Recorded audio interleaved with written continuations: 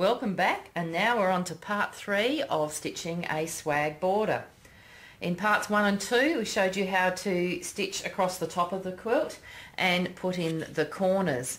I've now finished stitching the body of the quilt and the top and the bottom borders are done, and I've unpinned and turned the quilt and put it back on the machine.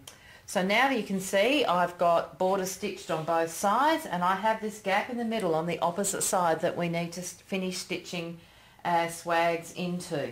Now that measurement could be anything. It's subject to your customer's piecing ability or what size the quilt has ended up. So what we need to do to work out how many swags is simply measure in between the two corners, and in this case I have got 31 1/8 inches of space to fit some swags into. Now mathematically, this is where your calculator comes into play again.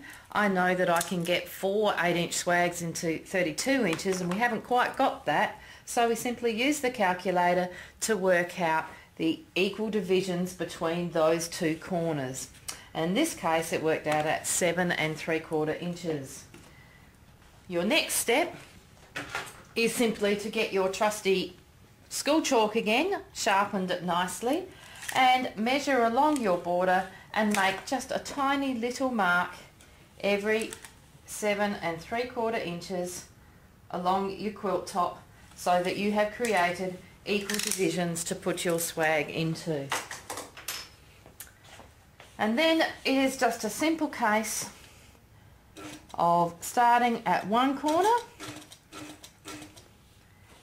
placing your swag template onto your quilt top, and you are going to stitch, and you're going to make sure that you aim for that chalk mark.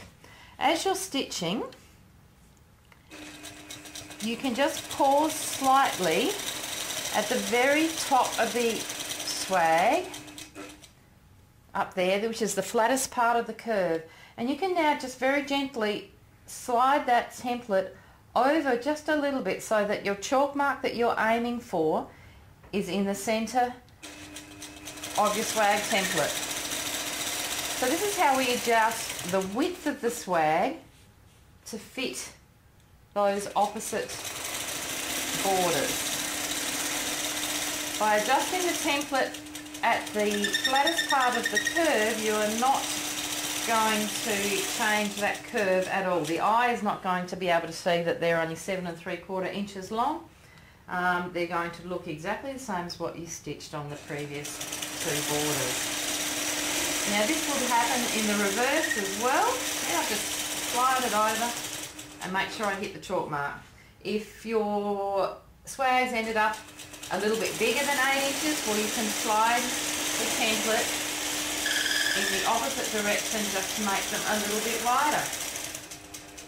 So now you just keep on stitching back and forth until you have completed all 4 depths of the swag.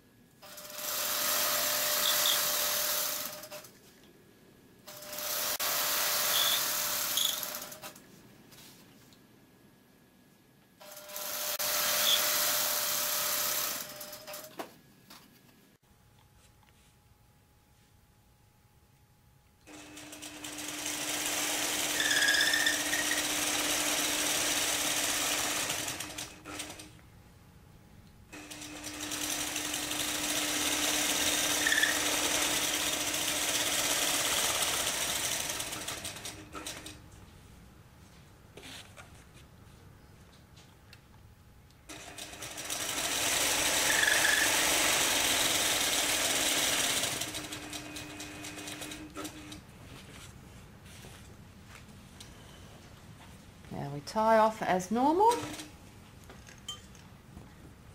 and I'll get my beautiful camera assistant to zoom in, and you can now see the completed border with 4 depths of swags. And how simple was that? So just remember that you can adjust the width of those swags just by sliding the template over, back and forth at the flattest part of the curve, and you will not change the look of the swags at all.